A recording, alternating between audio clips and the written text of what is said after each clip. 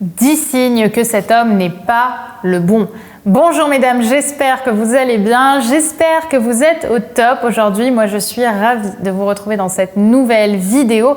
Et si vous ne me connaissez pas encore, je suis Brenda Boukris, ton experte en amour et en relations hommes-femmes, spécifiquement pour vous mesdames, pour vous aider justement à vous sentir plus confiante, plus séduisante, plus attirante et attirer à vous naturellement des hommes qui vous plaisent, mais surtout des hommes qui te d'ailleurs méritent. Si vous ne l'avez pas encore fait, je vous invite à vous abonner en cliquant sur le bouton rouge, le bouton s'abonner juste ici, juste en dessous, puisque tous les matins, je te publie une nouvelle vidéo justement de conseils en amour, en séduction, en relation homme-femme pour t'aider à t'épanouir et à devenir définitivement la meilleure version de toi-même tout en attirant à toi l'homme de tes rêves et surtout réussir à le garder. C'est quand même très important. Bon, dans la vidéo d'aujourd'hui, on va voir les 10 signes qui montrent, qui prouvent que cet homme n'est pas le bon pour toi. Je sais que cette vidéo, elle pique, les amis. On en a parlé à plusieurs reprises. Je sais que vous les aimez pas, ces vidéos dans lesquelles je vous annonce officiellement que cet homme n'est pas le bon. Mais à un moment, il faut peut-être rentrer un petit peu dans le sujet et vous expliquer concrètement que vous méritez le meilleur. Et malheureusement, il y a des signes qui font que cet homme, en effet, ce sera pas le bon et il faut l'accepter pour vite passer à autre chose.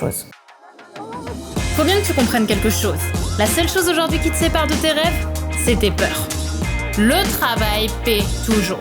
Ton ambition sera toujours plus forte que tes peurs. La séduction, c'est pas un physique. La séduction, c'est un mindset.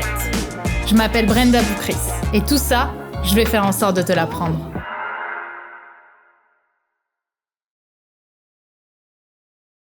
Le premier signe qui montre que cet homme n'est pas le bon, c'est le signe que cet homme n'est pas stable émotionnellement, bien évidemment.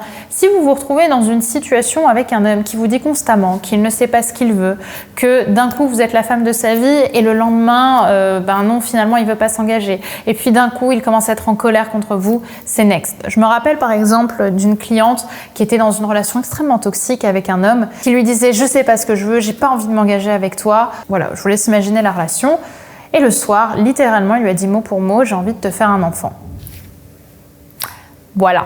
Donc ça, c'est next, d'accord? On a besoin d'un homme qui est cohérent, qui est aligné entre ses pensées, ses paroles et ses actes. Parce que si, à ce stade-là, actuellement, il est capable de ne pas être stable et de ne pas être assis sur des positions claires, alors imaginez ce que ce sera plus tard. On n'est pas là pour sauver un homme, mesdames. Je le sais, parce que la plupart du temps, vous avez envie d'y rester parce que vous vous dites que vous allez le sauver.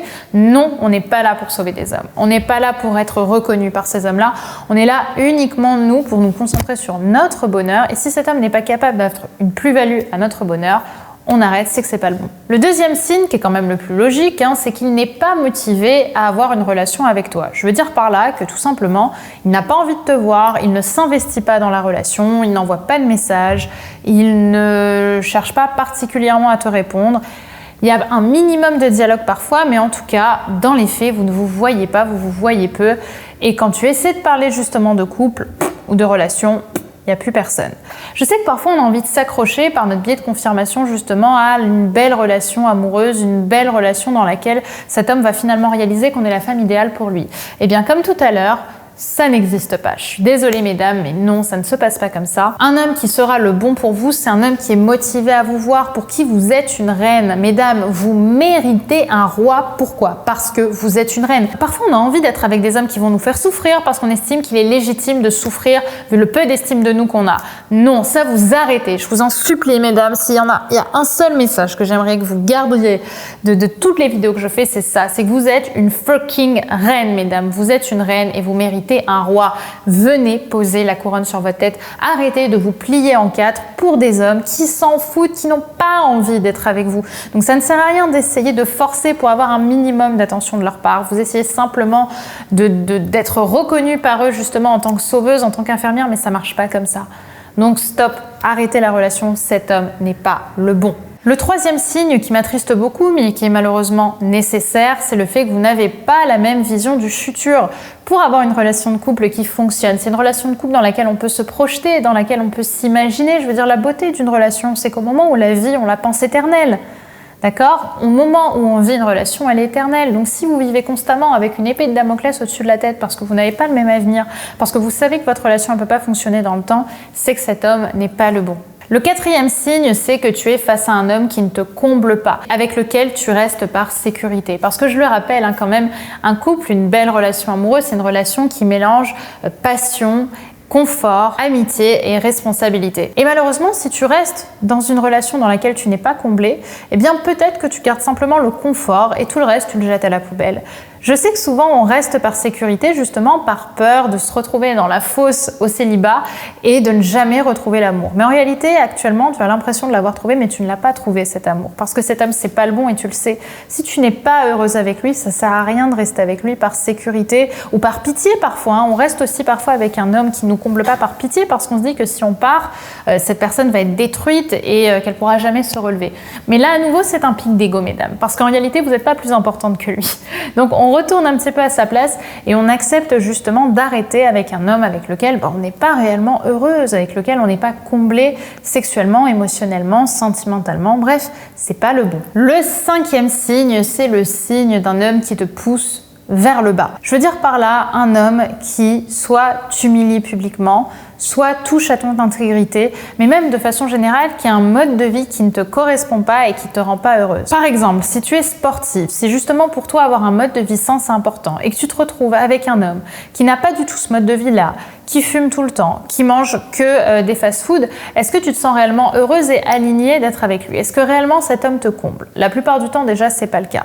Mais même de façon même plus poussée, un homme qui va t'humilier ou qui va toucher à ton intégrité, même le temps d'une soirée comme ça entre potes, histoire de casser l'air de rien, eh bien c'est pas un homme qui est fait pour toi. Un homme qui admire sa femme, un homme qui considère sa femme comme une reine, c'est un homme qui, au contraire, va mettre en valeur cette femme, va flatter indirectement cette femme auprès de ses amis, auprès de sa famille et même auprès de lui. Évidemment qu'on peut avoir des disputes de couple, évidemment, c'est normal.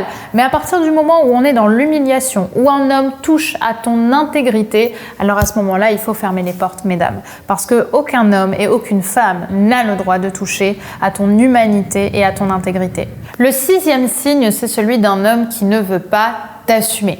Je veux dire par là que cet homme n'est pas prêt à te présenter à ses amis ou à sa famille, mais pas au bout d'un mois, 2 mois, 3 mois, 4 mois, 6 mois, 1 an. Je vous parle de ça quand ça fait même 3 ans que vous êtes ensemble, que cet homme refuse de vous présenter à un autre homme, refuse de vous présenter publiquement.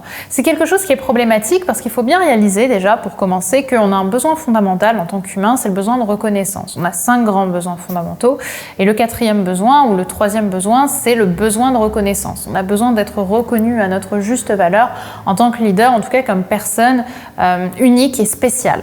Et si justement cette personne, cet homme n'est pas capable de t'assumer devant ses amis, ça sous-communique peut-être que tu lui fais honte d'une façon ou d'une autre. Et tu mérites absolument pas d'être avec un homme qui te considère comme un élément honteux de sa vie. Un homme qui ne t'assume pas, c'est un homme qui n'a pas conscience de la valeur que tu as ou qui a peut-être trop de problèmes dans sa vie pour oser assumer. Dans tous les cas, en réalité, on ne va pas chercher à lui trouver des excuses.